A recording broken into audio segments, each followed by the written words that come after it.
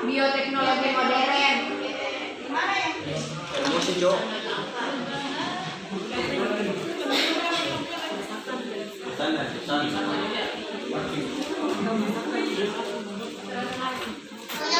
menulis seperti ini.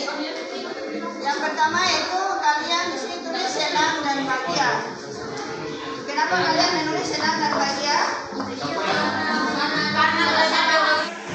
Karena sebelum belajar kan kita mengawali dengan yel-yel, kayak ada kesepakatan kelas, terus itu membuat kita termotivasi untuk kalian siap menerima pelajaran pada kelas ini.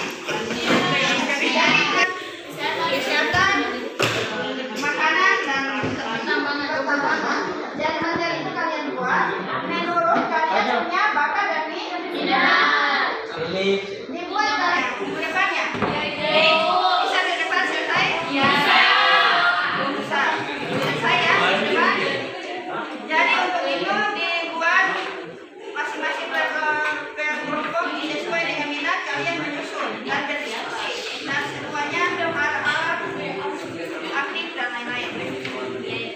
Sudah, selanjutnya kalian kerja, ada tugas yang menulis, ada moderator dan ada yang tugas untuk narasumber.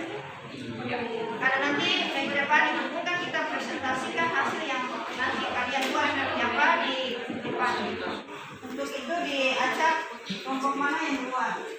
Video. Poin lo. Ya. Balik lagi, saya serahkan tugas selanjutnya kepada penyedia untuk Itu warna hijau.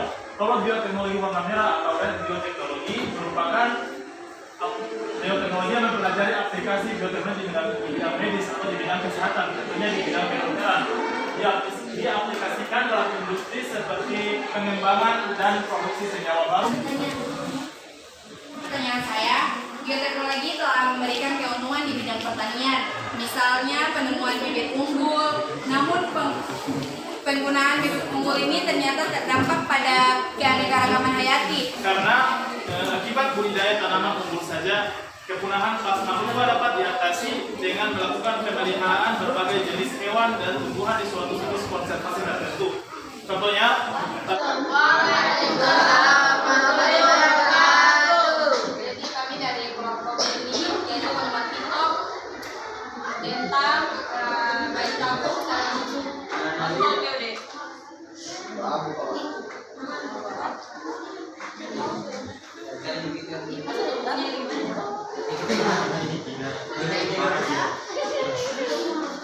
Pembelajaran berdasarkan minat dan bakat, yakni berbicara atau public speaking. Jadi yang kami tampilkan adalah penerapan bioteknologi di bidang kedokteran. Kelihatan. Kita berdua ingin menjelaskan nih kepada kalian semua bagaimana sih penerapan bioteknologi di bidang teknologi. Kita dapat tahu gak sih ada 4 peranan atau manfaat bioteknologi di bidang kedokteran loh. Disimak ya. Yang pertama, di bidang kedokteran mereka membuat antibodi monoklonal, yaitu antibodi yang diperoleh dari suatu sumber tunggal yang memiliki banyak manfaat. Salah satunya adalah mendeteksi kandungan hormon korionik gonadotropin dalam urin wanita hamil. Yang kedua, pembuatan vaksin. Vaksin digunakan untuk mencegah serangan penyakit terhadap tubuh yang berasal dari mikroorganisme. Vaksin berasal dari virus dan bakteri yang telah dilemahkan. Vaksin MMR, yaitu untuk mencegah campak, gondok, dan rubella. Yang ketiga, pembuatan antibiotik. Antibiotik adalah zat yang dihasilkan hormon. Dengan rekayasa DNA, telah digunakan mikroorganisme tertentu untuk memproduksi hormon. Misalnya, hormon insulin, hormon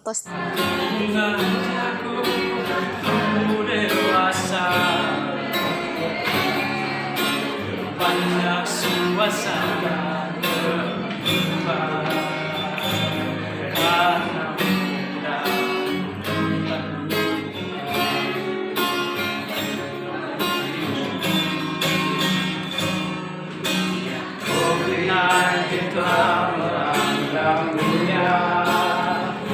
semua sekolah belajar online, banyak duka-duka berdoa kita mulia.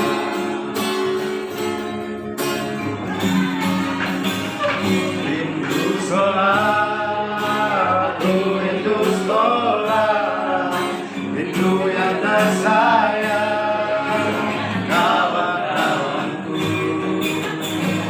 Rindu sekolah, aku rindu sekolah. Terima kasih atas kesempatan yang telah diberikan kepada kelompok kami. Kami dari kelompok menggambar akan mempresentasikan visi kerja kami. Ini kita menggambar kultur jaringan. Sebelum itu kita harus mengajari kultur jaringan adalah suatu metode untuk mengisolasi bagian-bagian dari tanaman seperti sekelompok sel atau jaringan yang ditumbuhkan dalam kondisi kita pakai di sini adalah media wortel. Dan di sini kita mengambil bibit yang ada di dalam wortel. Hasil dari presentasi kami. Kita akan menampilkan video kami dan bioteknologi dalam bidang makanan.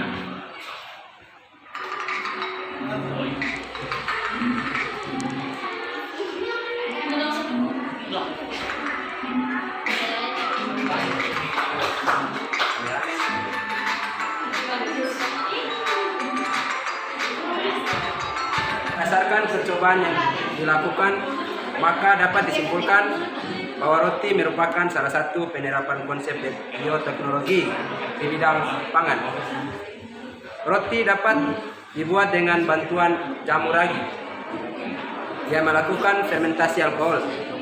Fermentasi yang terjadi mengubah glukosa menjadi alkohol. Tentang video kami tadi tentang penerapan bioteknologi di bidang kedokteran, yaitu pertama kan penerapan pengertian bioteknologi. Bioteknologi adalah penggunaan makhluk hidup dan proses di dalamnya untuk menghasilkan produk tertentu. Jadi ada banyak peranan atau manfaat bioteknologi di berbagai macam bidang. Contohnya di bidang kedokteran, pertanian, dan di bidang lingkungan hidup. Dan bidang-bidang tersebut memiliki banyak manfaat bagi kehidupan manusia. Bagaimana keresahan yang kalian hadapi setelah belajar tentang bioteknologi hari ini? Baik di bidang kesehatan, pangan, makanan, kemudian kedokteran, pertanian, pertambangan, dan industri. Jadi manfaatnya cukup apa itu bioteknologi? Berasal dari bahasa Latin yaitu bios yang berarti hidup, tekno yang berarti teknologi untuk harapan, dan logos yang berarti Sebutkan dua jenis bioteknologi, baik tradisional atau kuno dan modern.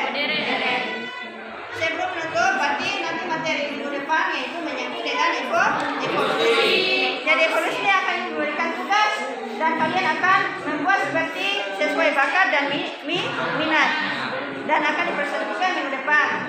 Dan lanjut belajar. Sudah sisa berapa bulan lagi kalian masuki uji?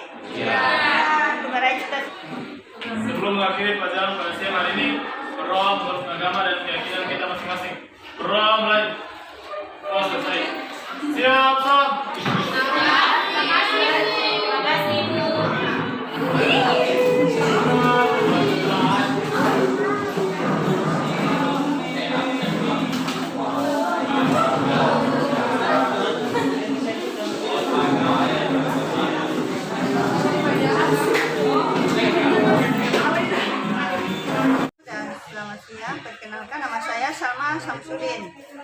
CGP dari Halmahera Barat. Sekolah saya yaitu SMA Negeri 1 Halmahera Barat. Di sini saya akan menjelaskan tentang proses pembelajaran berdiferensiasi dan PSE. Di mana proses pembelajaran diferensiasi terbagi menjadi 3, yaitu pertama pembelajaran konten, proses, dan produk. Di mana kita bisa mengatakan proses pembelajaran ini siswanya kita bisa kelompokkan dan kita bagi mereka berdasarkan minat dan bakat. Jadi sini saya membagikan mereka ada 4 kelompok, yaitu minatnya untuk menulis, yaitu membuat PowerPoint, kemudian minatnya untuk mengedit video, kemudian minat dan bakatnya yaitu menggambar, dan kelompok yaitu minat dan bakat seni, di mana seni ini mereka membuat TikTok dan lagu.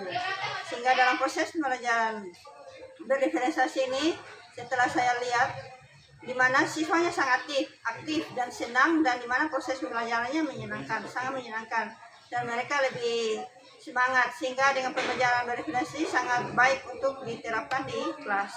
Sedangkan untuk pembelajaran sosial emosional, di mana proses ini pembelajaran sosial emosional ini kita bisa mengolah emosi anak, dan kita akan membuat mereka lebih semangat dan perasaan-perasaan mereka itu lebih senang lagi. Dengan melakukan pembelajaran seperti ini bisa diterapkan di sekolah sehingga dia lebih meningkatkan minat dan bakat siswa. Kemudian untuk aksi nyata yang saya buat, yaitu saya akan membuat mengajak kepada teman-teman untuk membuat RPP berdiferensiasi dan PSE sehingga bisa diterapkan di sekolah, dan selanjutnya saya bisa berkolaborasi dengan teman-teman untuk membuat proses pembelajaran yang berdiferensiasi ini. Sehingga setelah saya melakukan refleksi, setelah selesai melakukan pembelajaran diferensiasi, siswa lebih semangat dan lebih cepat aktif, dan proses pembelajarannya mereka lebih senang, dan materi-materinya mereka lebih paham, sehingga proses pembelajaran secara ini bisa kita terapkan dan kita kembangkan di kelas. Kompetensi diri, di mana kompetensi diri ini kita bisa merancang metode pembelajaran berdiferensiasi dan PSE yang diterapkan di kelas untuk membuat pembelajaran yang berinovasi dan kreatif.